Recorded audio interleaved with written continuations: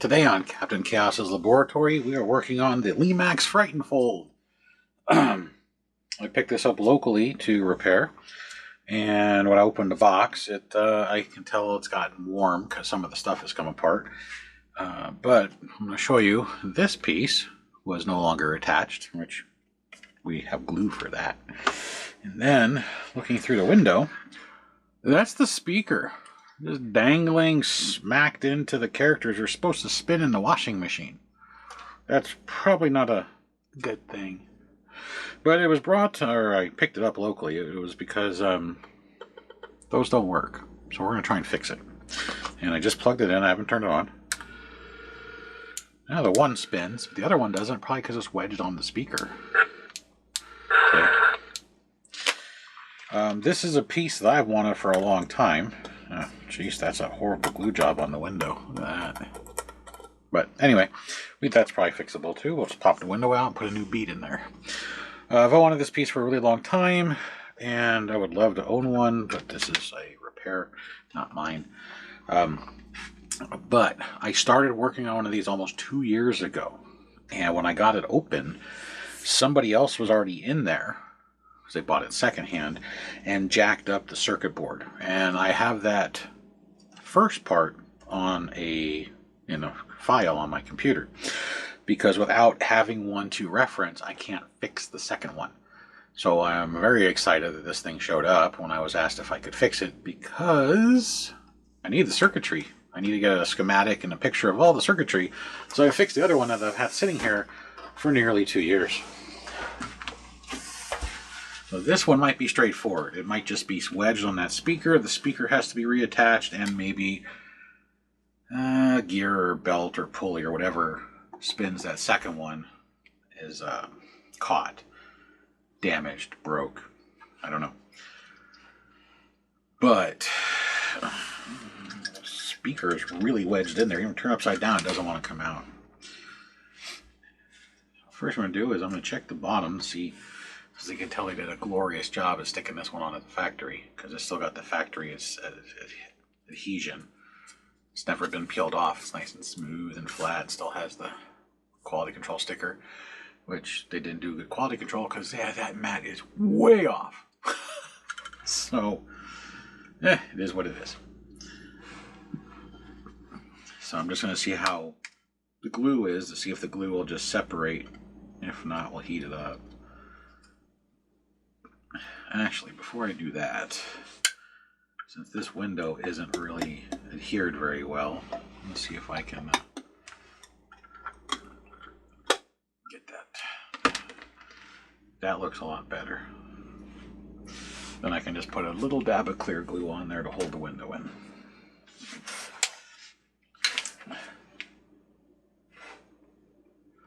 Alright, we're going to turn on the heater and we're going to get this started. That's what I'm looking for.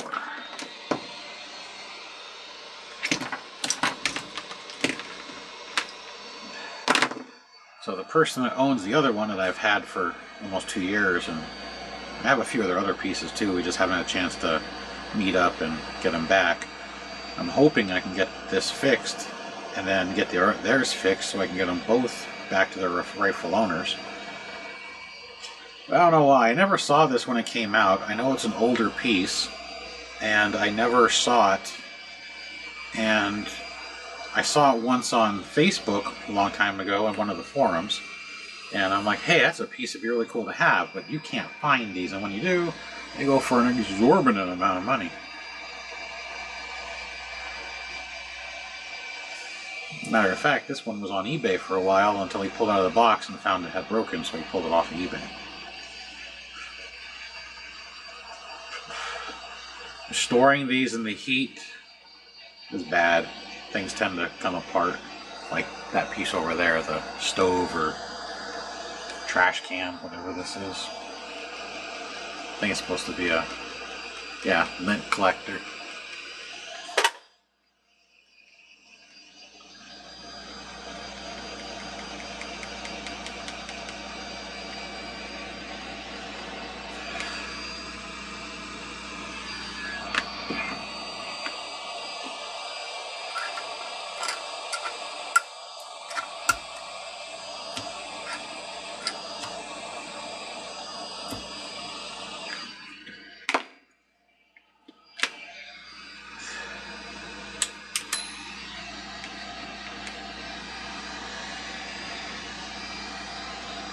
little broader area.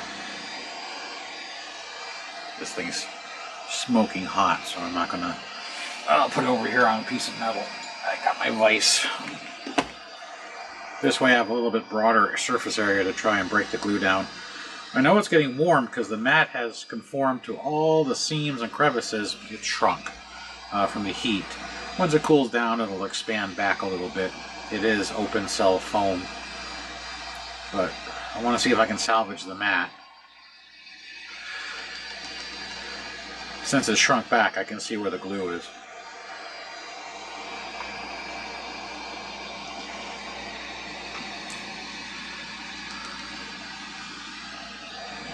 This doesn't fit my motif. I just think the building's pretty interesting to look at.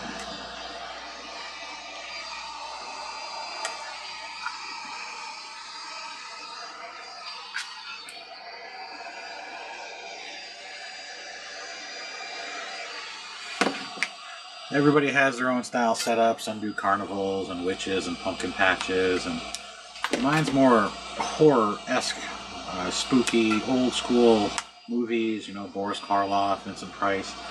I like a lot of the Victorian style mansions. But then I have all these old school looking buildings, and then I started upgrading to some of the newer stuff with the saloons and stuff, and not the saloons, the bars. I don't do the Western theme either. Then right in the middle of all my Victorian stuff, I have the ghost containment unit. And the only reason I got that isn't because it matches my stuff, it's because it's a throwback for me to the old Ghostbusters movies. So,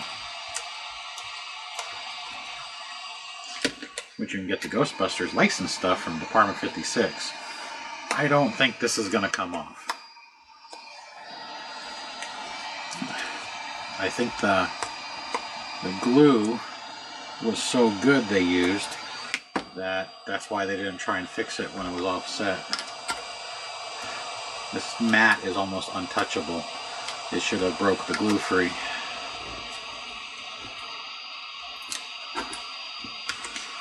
And if they don't work, what I do is I get some thin foam from Michaels. The stuff that has the self-adhesive works great. You just stick the house on there and trim it with a razor knife all the way around the edges. Or if you get the stuff that doesn't have the foam, use some spray adhesive and then just stick it on and do the same thing. Cut off the excess. You can also just set it down, trace it, and trim it with a pair of scissors too. I find when I do that, this stuff isn't going to come off easy. I found that when I do it that way, I always mess up a cut. This one maybe not so much, because it's more of a rectangular base. But some of the ones that have the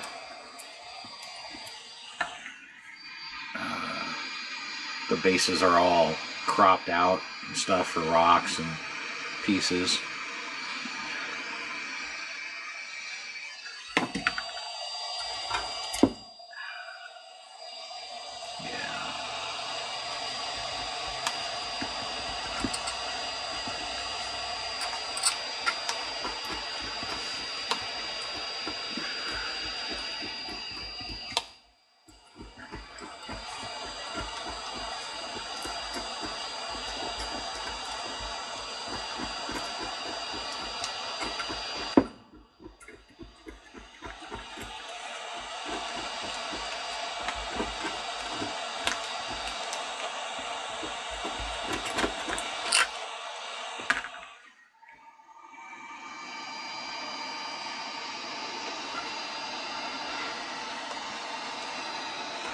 You also got to be careful, besides burning yourself with this hot air, the wires. There's wires underneath this mat that are on the bottom. You want to make sure, one, you don't get them so hot you melt them, and two, you also don't want to cut them if you're using something like a spudger or a razor knife where it's got a sharp edge. Because these lights right here, the wires are right there. See? So, and because they use the cheapest wire around, it's very susceptible to melting and or cutting.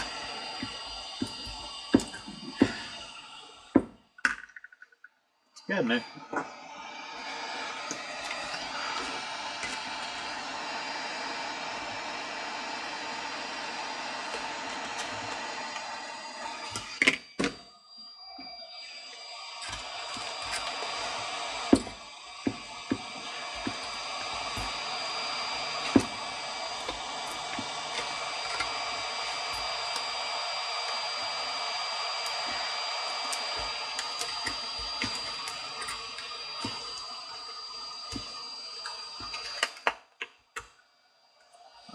Here's some of the glue that holds the base on. It's coming off because it's stuck to the mat since this mat's hot, so the glue is breaking free from the bottom, and you can see the innards moving now. It's just a time-consuming process.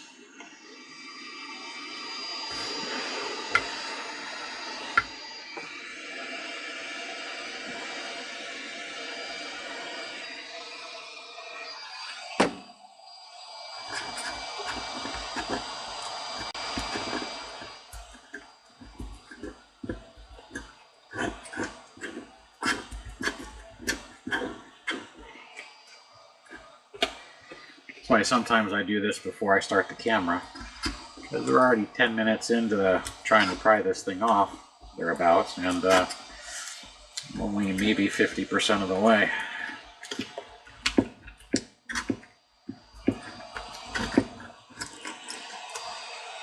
I love when there's pockets of no glue. God, it makes it so much faster. Alright, how's this side?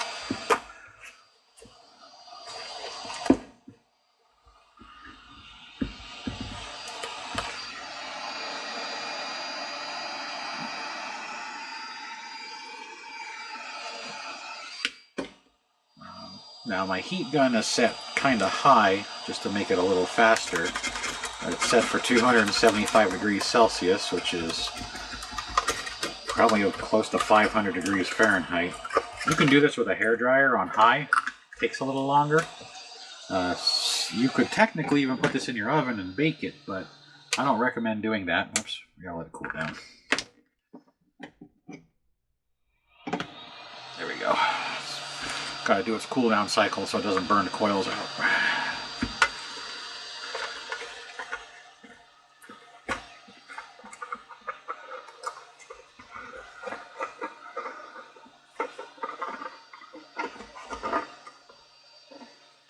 Everything's come apart in this thing. Nothing's re-adhered, or adhered, sorry. The circuit boards come free. It's just floating around right there. You can see all the glue is just dry. I mean, it's just brittle.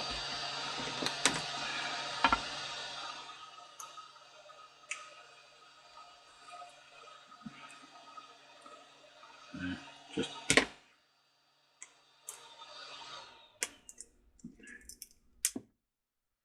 so we're going to re-adhere it with some Sure-Bond or hot glue.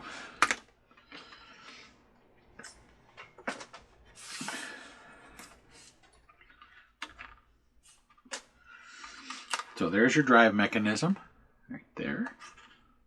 Belt feels good. Motor looks good. Gears. All right, here. So I unplug it.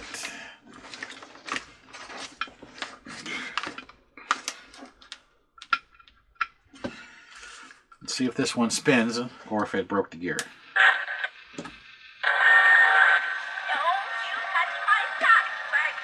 Okay, so it stopped. So I think it broke the gear when the speaker landed on it.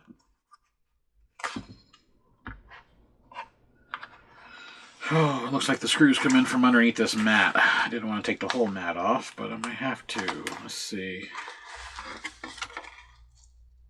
Yep, screws are under the mat. All right. So you can see the standoffs right there, there, and then there's some in the back. The screws are all on the bottom underneath this. Speaker sounds funny because the switch is. It's got a rough spot right at the beginning. You can hear the static.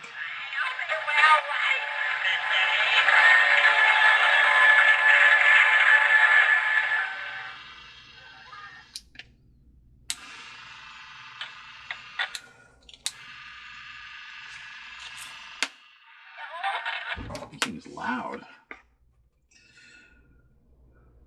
There's a lot of gears in here too. So let's take it apart. Sounds loud. There's a lot of lubrication on this. An obnoxious amount. Oh, that might be why it's loud. Some of the glue fell inside. That'll do it.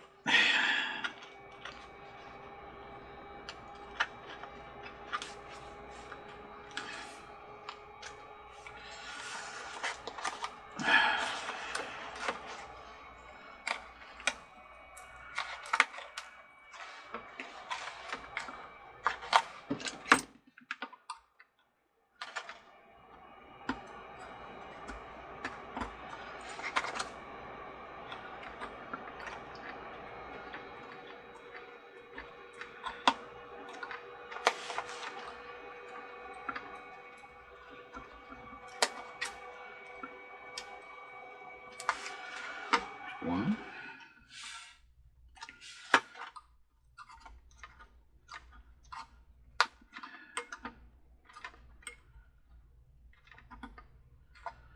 There's two.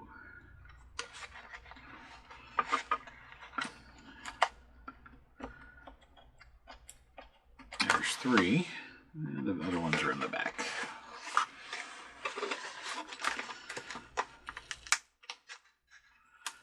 Gotta watch the wires. There's four.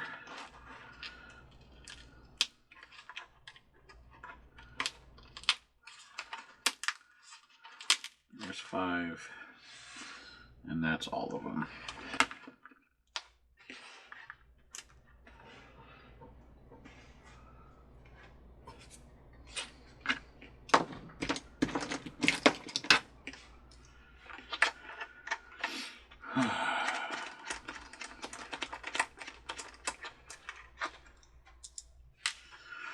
The other one I'm working on, or started working on, I guess you should say, had two circuit boards in here all soldered together.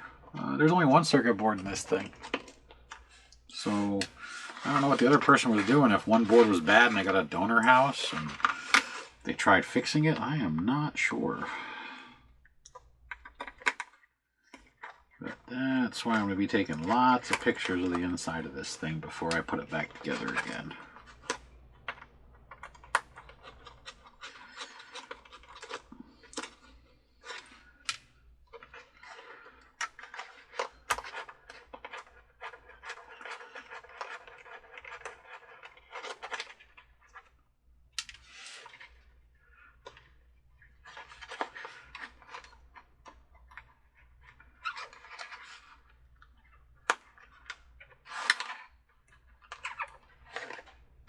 Nope, there's one more in the middle. Right here.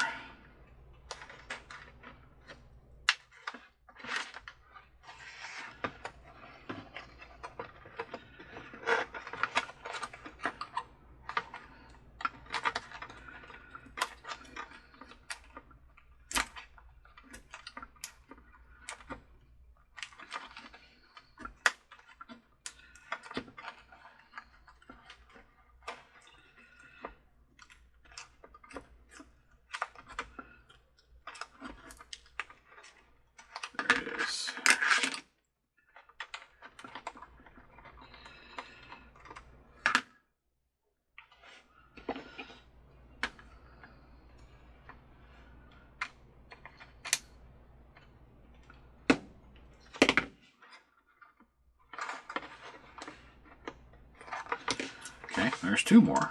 It's hard to see with all these gears, but there's another one. Looks like right over here. Oh no, that was it. It's just that one. There we go. It's being held on by the glue. So let's peel the wires out of the glue. There we go. Alright. So here's the gear that spins this one. Put some magnifiers on and take a closer look at it and see what is going on.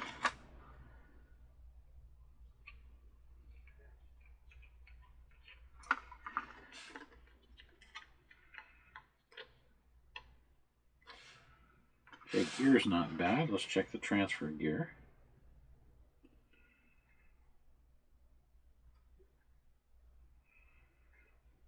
Transfer gear looks okay. This is the main drive gear right here.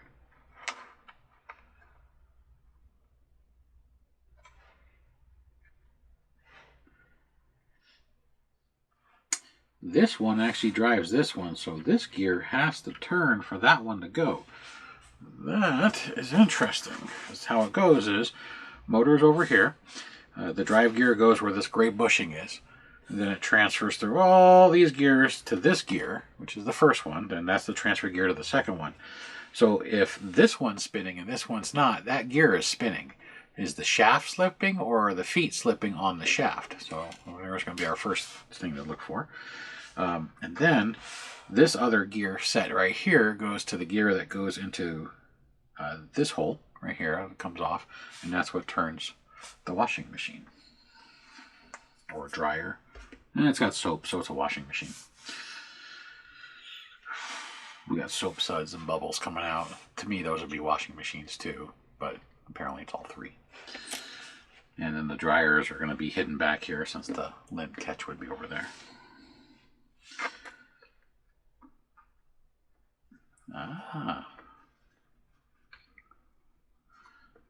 The feet are separate from the shaft. The shaft isn't spinning. That's the problem. I can spin the shaft without spinning the gear. So that means the gear is spinning and the shaft's not. So I'm going to pull the gear off and see if the nose is cracked and I just can't see it. Or if the knurling has shifted and that's the problem. So I'm spinning the shaft and putting pressure on the gear so I can slide it off. Now we get a closer look by wiping off the obnoxious amount of grease. And see if it's just the press is bad due to it's got a fracture in it or something.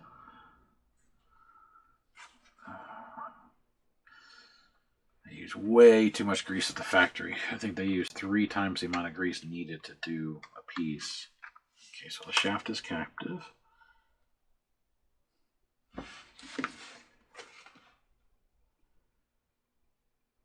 Gear looks okay. I don't see any fractures in the nose, nor do I see any fractures around the back or anywhere in the center hole. All the teeth look good, which they should be, since again it is transferring to the other gear. So like that.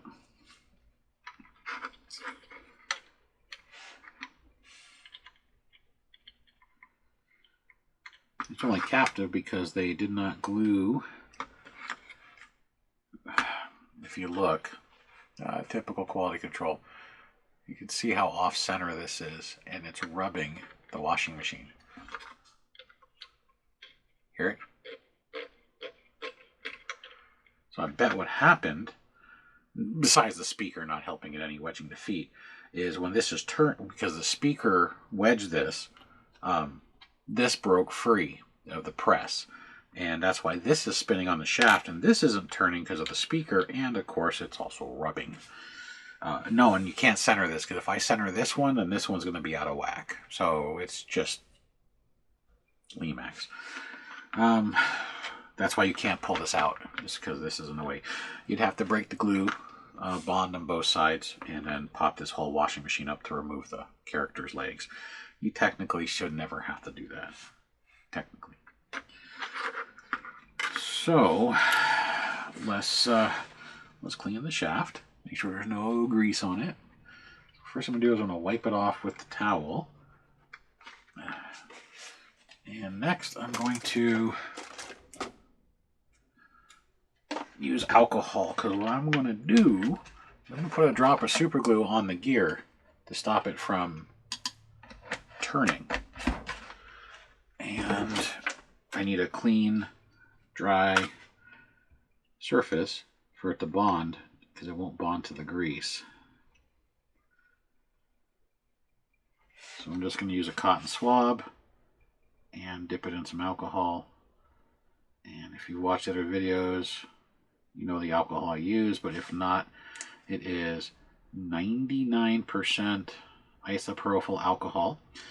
You can just get normal 91% or higher from your drugstore or convenience store. You can go on Amazon and buy the 1 gallon jug of 99% if you really, really want to. Unless you're doing a lot of circuitry, there's really no point. I'm just going to dry it off. And for those who don't know, the percentage is based on water content. 99% means it's only 1% water. Yeah, it's still a tight fit. I don't understand why it would be slipping. So how I do this is I push the gear on. I went on a little too far. So I'm going to pull the gear back a hair like that. So it's about the same spacing. And I don't put a lot on because I don't want it to interfere. So that's what's nice about the brush applicator, is I can wipe off the excess. And then I just put a little dab around the nose, right where the shaft and the nose meet. Like that. And I take a small piece of paper towel and I'm going to wipe off the excess that's on here, because I don't want it gluing itself into the hole, and I definitely don't want it to spin off the gear with the grease and then maybe wedge one of their gears together.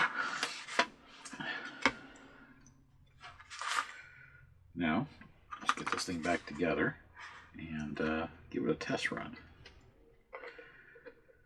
I know the gear doesn't have any grease on it, but trust me, with the amount of grease that's in here, the other gears are going to throw it on this gear here in just a couple of moments once I get the 97 things lined up. This is insane. This is a really large gearbox. Whoever sat around and thought of how to do this, they probably got some intelligence. Alright. Now we just got to get the gears to mesh. That's always the fun part. Okay, so that's the one that's not meshing. Don't force it. Try and rotate the gears until they all pop into place.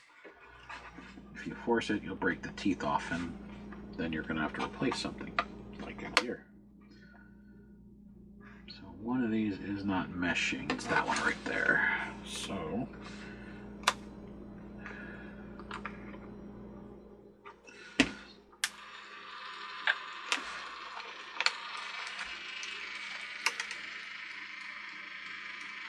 there you go.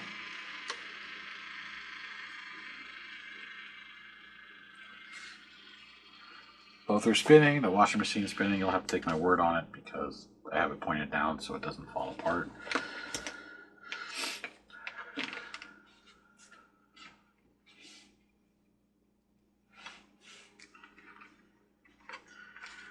So this one didn't require any parts. It just needed to be glued back together, probably because of its age. So the speaker fell, broke the press free. So that means the tolerance of the inside of the gear is now wider because it's been spinning on the shaft. The shaft hasn't been turning, so it's just from friction ground itself a little bit. So now the hole is probably 100 thousandths or 200 thousandths of an inch bigger or something. Probably smaller than you can actually see with your eye. And because it still has a nice tight fit with my fingers, just to help it along, a little dab of super glue. The reason I don't coat the shaft, and I learned this a long time ago, is that if the gear does eventually break, it is almost impossible to get it back off that shaft. You'll always get remnants of glue stuck to the shaft, which makes it hard to put the new gear back on. So I try to just put a little dab on the ends, or whatever end's accessible, if only one end's accessible, like on this one. That way it acts more of a Loctite than it does a permanent bond.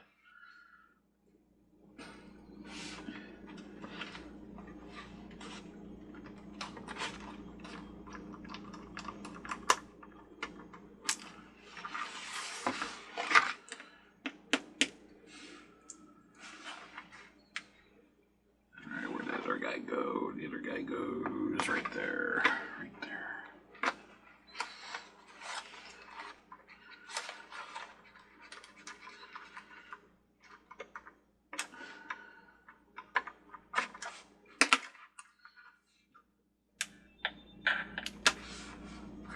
Oh, it shifted when I put it together. There we go. Nope.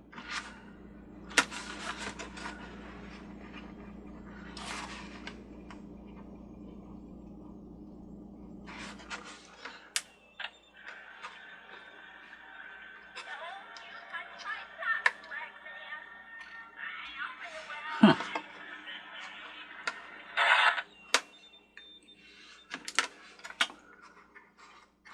I did a oopsie. Doesn't work no more because I severed the motor wire. caught underneath.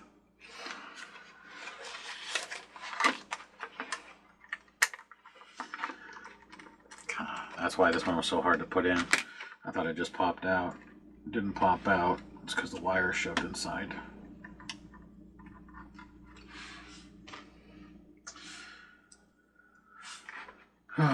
Simple fix, but it's just one small thing that we got to fix.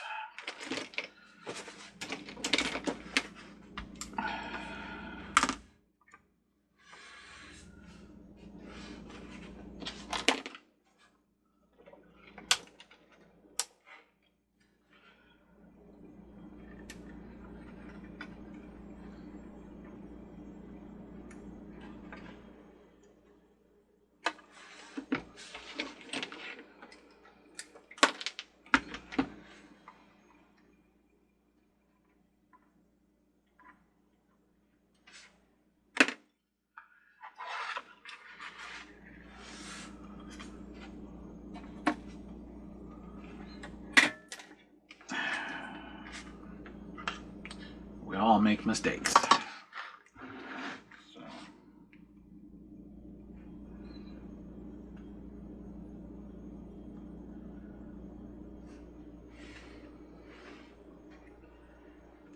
So if you're putting this back together, watch the motor wire.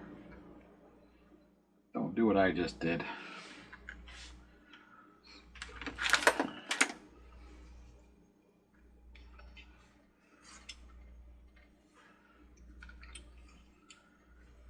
And if you do, you can either just twist it and glue it, or if you can solder it. You can just twist it and heat shrink it.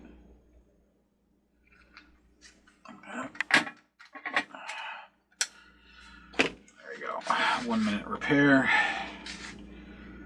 Pop the belt back on.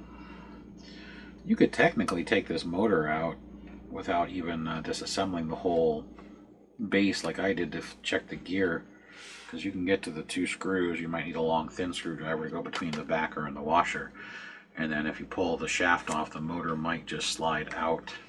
Pull a pulley off the shaft, sorry, is what I meant to say. Here we go. Got stuck for a second.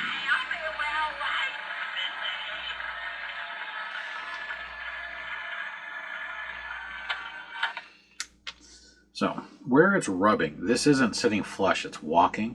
It's rubbing, I don't know if you can see, but it's rubbing right here. There's a little discoloration. That's where it's rubbing. So I'm going to do one thing first, is I'm going to put a dab of lubrication on that, see if it helps with it. If that doesn't work, then we'll sand it down. So with like a screwdriver, you can grind it, or you can put a piece of sandpaper on the end, an emery board for fingernails, or nails in general. But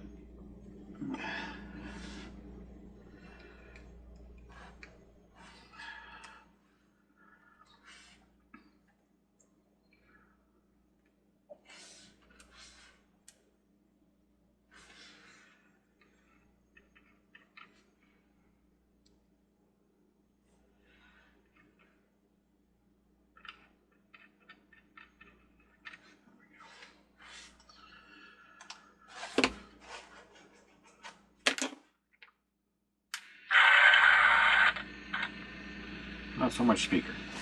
It's actually quite loud in here when it goes on.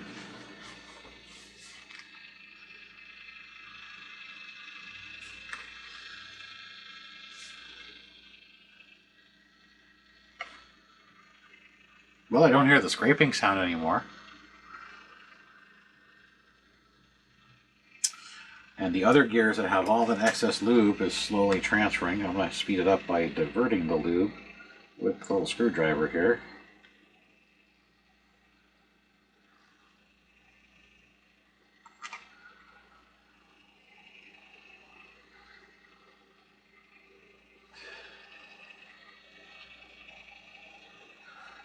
I mean, there's an excessive amount in here. I mean, look at this. That's just ridiculous. That is more than you'll ever need for these gears. Matter of fact, I ain't putting that back in. That's just crazy. That's what burns out the motors. Now, this one, the motor sits above the gearbox, so the grease will never get into this motor unless you store this thing upside down. But that excessive amount of grease, when you have a unit that dies all of a sudden, you're like, it just stopped working and I've changed power adapters and doesn't function. If it's an animated piece, it means the motor is shorted out 90% of the time, and that's usually caused by the excessive amount of grease in here, that when the grease gets warm or hot, it turns into oil, and then it finds its way into the holes that are underneath this plate here where the motor is attached. There's 2 screw holes. I show this a lot, but since I don't know if somebody else has watched this, see all those holes in the top? Only 2 of those have a screw in it. So the rest of them, well, that lets the grease inside. When you store pieces, I usually tell people not to store them as a picture on the box. Store them on the position of the piece inside. So this would stand up, and I'd store the box standing up. But like the Ghost Around, Roundup, etc., store those where the picture is pointing up so the unit's flat, like if it was on a display. That way, if it gets warm, the grease doesn't drip into the motor, it drips past the motor, and then drips into the bottom of the unit. So now I'm going to get my phone, so I can get some pictures of this circuit board, so I can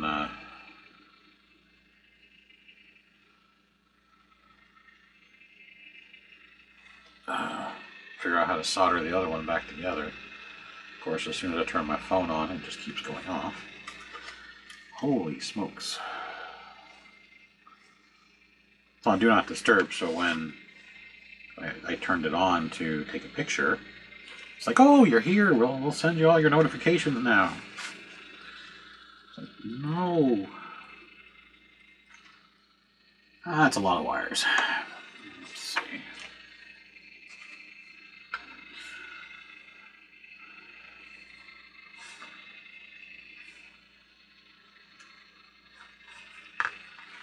I need to unplug the speaker so I get this thing out a little bit more, because the speaker's got wires wrapped around the end of it. So we'll get that out of the way.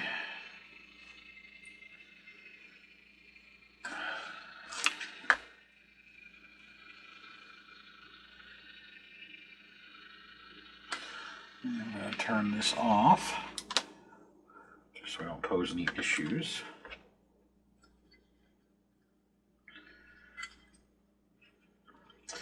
When I first got that piece, the other one of these that I'm working on, or was working on, and I quit because I couldn't find any parts for it.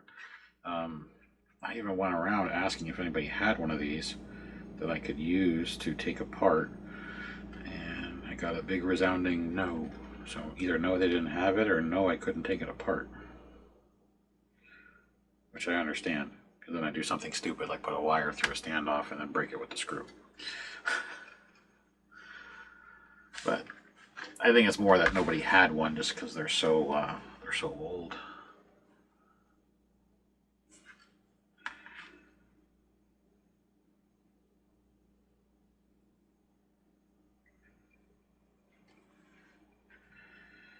Change my phone to macro so I get a super close up.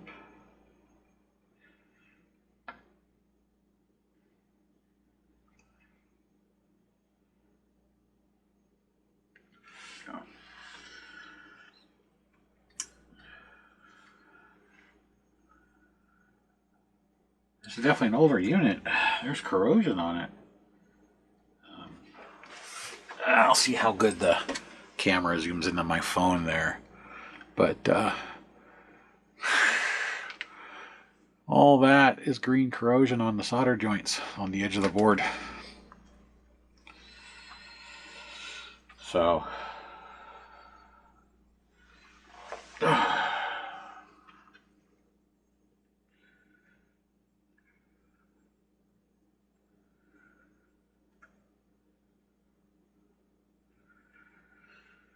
alrighty, now we gotta figure out where the speaker went.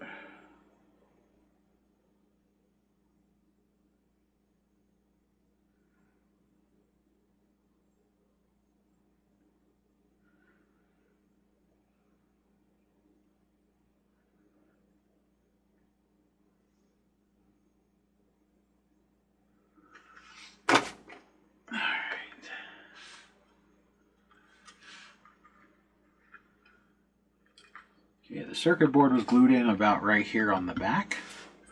hell did the speaker go? I see no other glue. That's probably because all the glue was attached to this and not to the house. But I want to make sure that if it falls again, it doesn't fall on top of them. Where can I put you? Can I put you against the washing machine area? Try and glue it over here. So that way if it falls, it lands on top of this, which isn't, there's nothing moving on the top. And it's a standard 8 ohm half watt speaker. So in case you have to replace yours for some reason.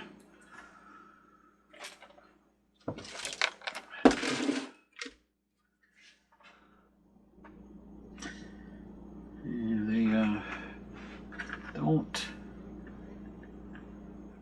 they don't have a lot of room in here. I mean, there's a lot of room, but if you put it anywhere specific, these are all open windows.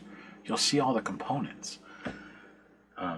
This only goes up, well, this goes up to about here, but you see how far back it is. The speaker can't fit between here and here because it'll vibrate, and the backer. So the speaker was in front, probably right here, off to the side, is what I'm assuming, which is what I'm going to do. But they probably had it on this side, based on the glue, and I'm going to try and put it on this side, so that way if it falls, it lands on this and not those again. This does have a long enough cord, as you can see it. The circuit board's right here right now. The circuit board goes right here. I should be able to do it. And the circuit board fits between the back and the back. So the back of this and the back of the unit. So I should definitely have enough room to do that.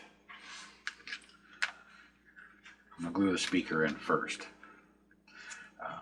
To make it stick, it's going to use a lot of glue, and I'm going to stick it on the wall right in here between this window and this seam, so if you look through the window you don't see the speaker. So that's the goal. Just waiting for my glue gun to get hot. And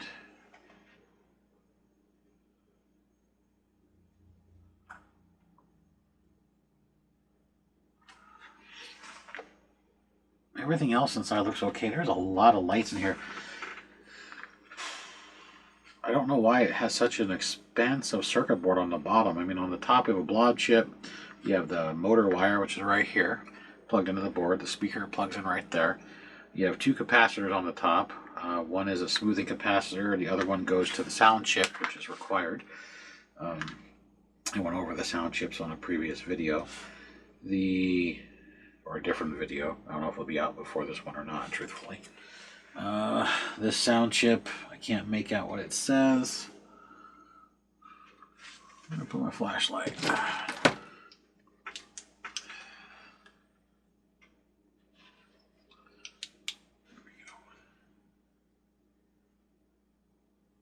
Yeah, I still can't make it out. It's super small print. But they, I need new batteries.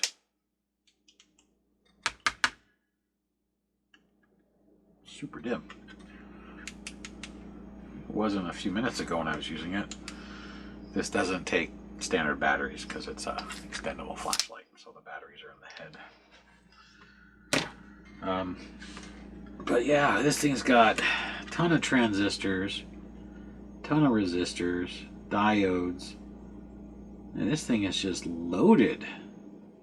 Very, very interesting. Some of it's for the sound chip. Most of it's for the lighting, because the lighting probably flashes in some sort of sequence. Blob chip looks good. It's nice and clean. There's no cracks or forming cracks, because once they crack, it's the end of their life. Or if they still work, it's the beginning of the end. My glue gun's definitely ready, since it's dribbling.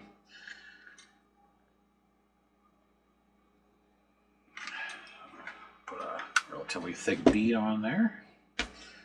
And need some pliers to push it in and hold it.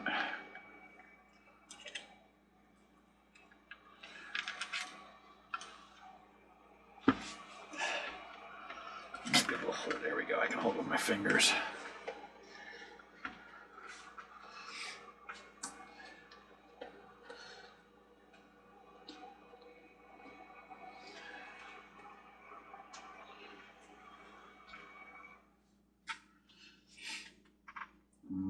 most likely going to have to replace this mat, which is fine. If it goes back on eBay, if the owner decides to sell it, because it's more than I want to spend. It's out of my price budget.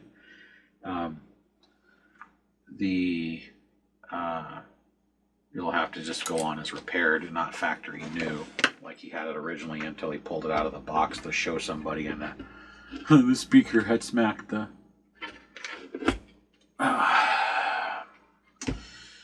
spinning witches. I'm assuming they're witches. All right, so now I'm going to glue the circuit board down, and then I'm going to plug in the speaker.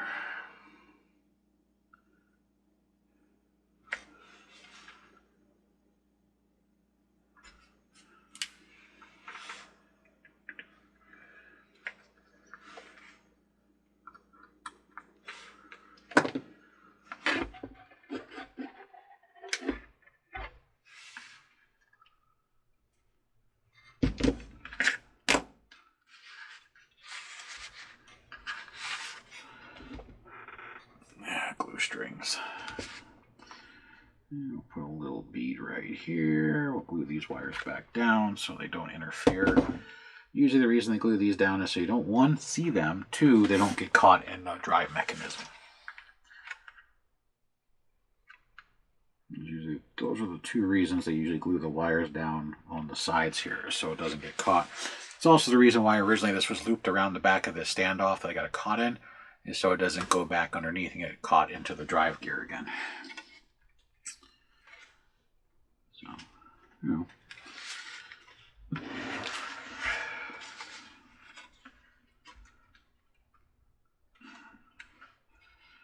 Pull these over, and I'm going to put a little dab of glue, because they had glue as well. That's another reason why they're bent like this, is because there's a dab of glue that was right there.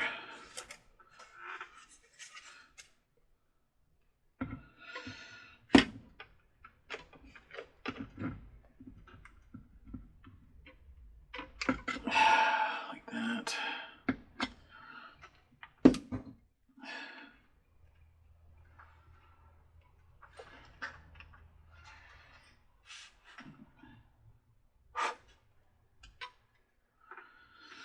Love hot glue, hate the glue strings. They're so annoying. But sometimes they have effect. You glue something and it gets in the tree of a house or something, and you're like, oh, spider webs, you know. But I find it, that's the most annoying part of hot glue, is the glue strings. And I've seen tons of people do the squiggle, wipes. The wipe works the best. That's why I wipe on the edge of the porcelain or ceramic wall. I pulled it out just because it just wipes off. Then when it dries, you can just pick off and throw it away. So is that cured enough? Yep. And the board's good. Yep. The speaker's good. It would have fallen already if it wasn't.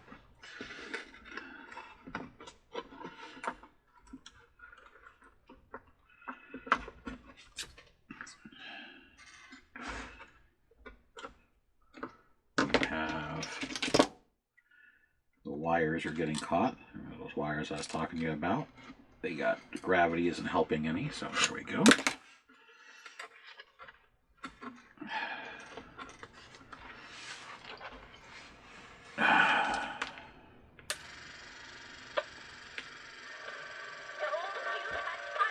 Perfect. All right. Well, I have my glue gun out. Normally I would hard glue this in, but we'll just use a little hot glue because this is Sure Bonder. Once it's dry, just like the name, it surely bonds. Loose knot.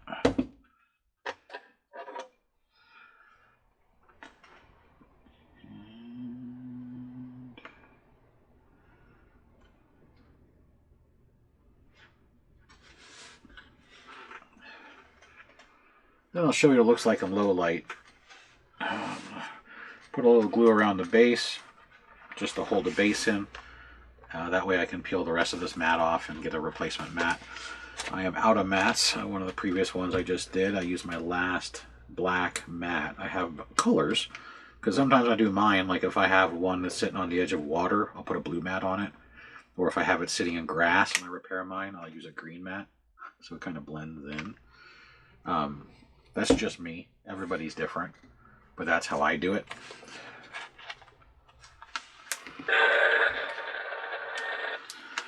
Just want to make sure that it was lined up. I went to Michael's last week and they were out of the self-adhesive mats. They said they'll get them in a week. So maybe I'll go later. It's a holiday weekend, so maybe I'll go tomorrow if they're open. If not, next week. But if not, I have some black mats that I would just have to use adhesive on. Just fine.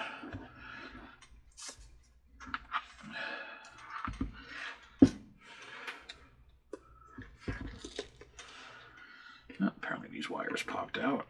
Luckily I haven't glued the back yet, so we can move it out and tuck them in.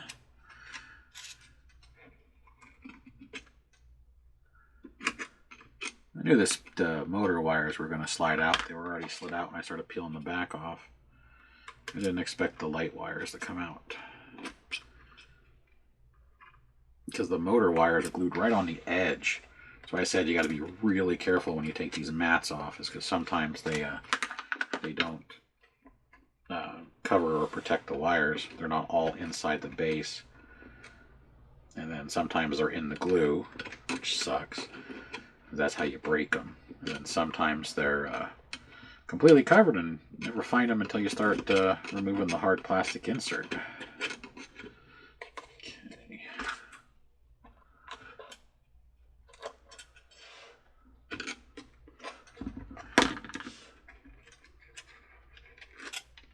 I expected the motor wires to be out, only because they were. I didn't expect these light wires. Looks like this light wire is not going to go in because of where I glued the motor wire. Wait, I think I got it. I did. Tuck it, tuck it, tuck it.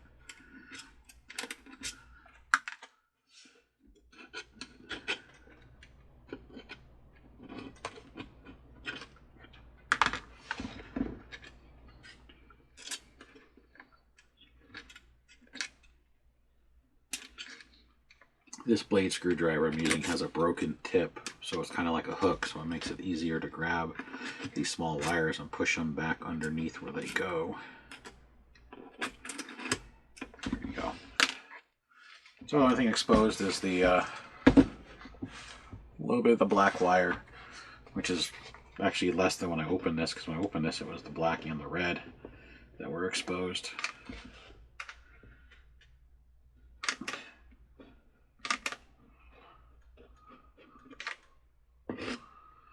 Only difference is I'm not going to glue the whole back right where those wires are. I'm going to leave them a gap.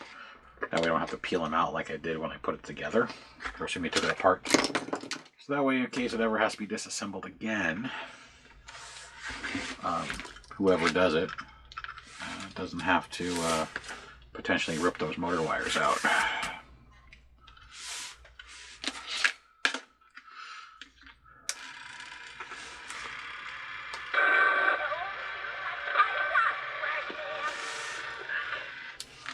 Alright, so let me go take care of a couple of lights here. See what this thing looks like in low light. That's how I like to display them.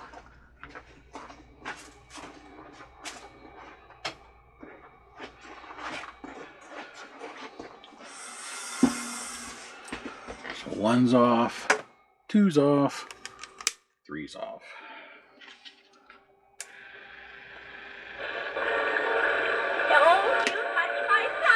So it's got a good glow around it. The camera's picking it up a lot brighter than it actually is. The shields are reflecting the light away, but they are bright. And of course, because the camera can see behind the shields for the flashing strobes. But the green lighting does pretty good.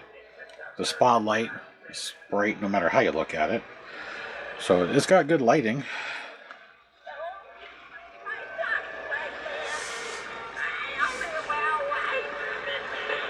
Now let's turn it on, listen to the speech.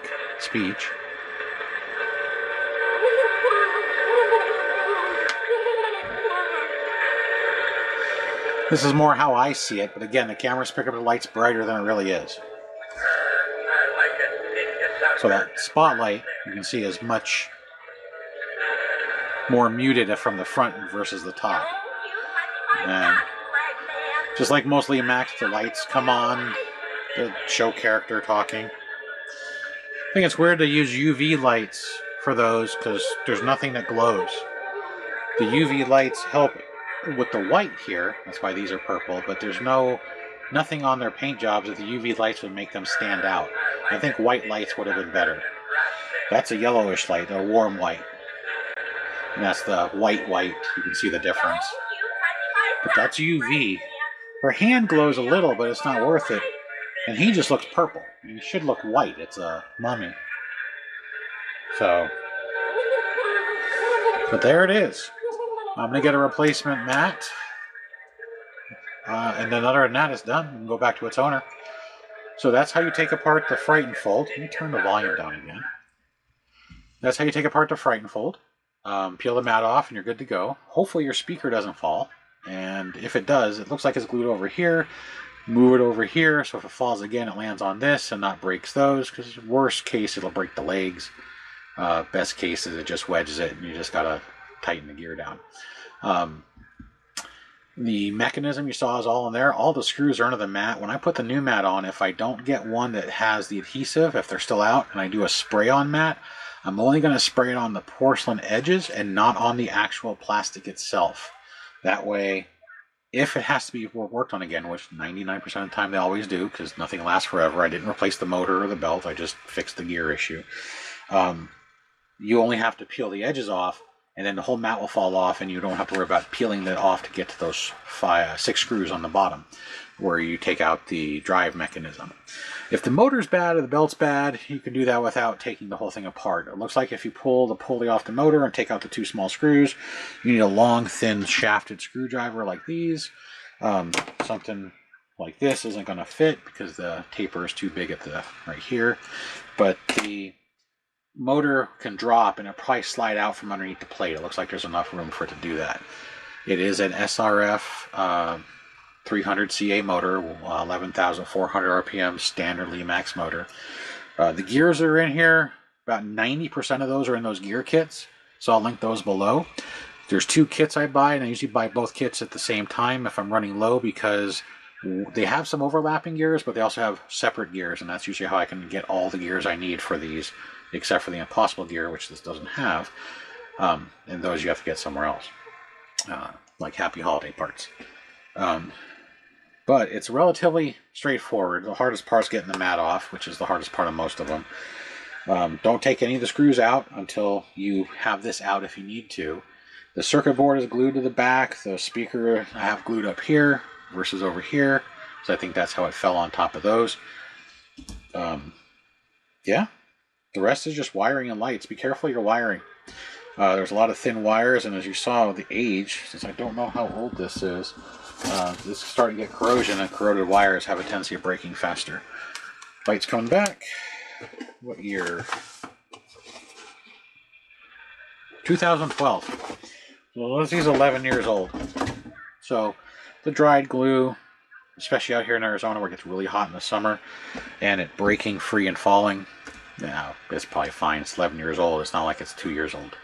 So hot glue, you can use super glue if you want. I recommend against it. I use SureBonder hot glue because it bonds much better. I've used tons and tons and tons of glues, and I have found that the SureBonder works the best, or that hot glue string. I can see it with the light, the way the light hit it, it's just shiny. But yeah, that pretty much sums it up. If you're putting these windows in, if you say it pops out, one of these two, because they're the only plastic ones in here, I would use a dab of super glue, not hot glue like the corner was. That's usually what they use in here anyway, and it just gets brittle and breaks. Just don't get it all over the glass. Hot glue you can wipe off, but the super glue will etch the glass or the plastic permanently. Then you have to go find a piece of plastic and cut it to fit. And if you do need to do that, get an old CD jewel case. Works really good. Use a Dremel tool, cut it out, sand the edges so they're not rough. There you go, there's your replacement window. Works on most of them, and if you're really good at drawing, you can even, on like the library where it has the painted on lines to imitate a pane window, the one that has the different panes in it, you can paint on there. Or if you want to make your own where it's broken, you can do the same thing. You can crack it and all that. But CD jewel case to replace these if you lose them or break them. But yeah, there you go. That would be the Lemax Fright and Fold, circa 1869 according to the top. That's how you open it. That's how you diagnose it. And in this case, fix it when the speaker fell. And then a dab of glue on the shaft will stop it from slipping. If it's just ground down, I could find a new speaker and try and put it, our speaker, jeez. I could find a new gear and push it on. Gear is fine, it still presses tight. We can salvage what's in there and not have to waste any money on buying parts or using parts. So, thanks for watching. Till the next one. See you then.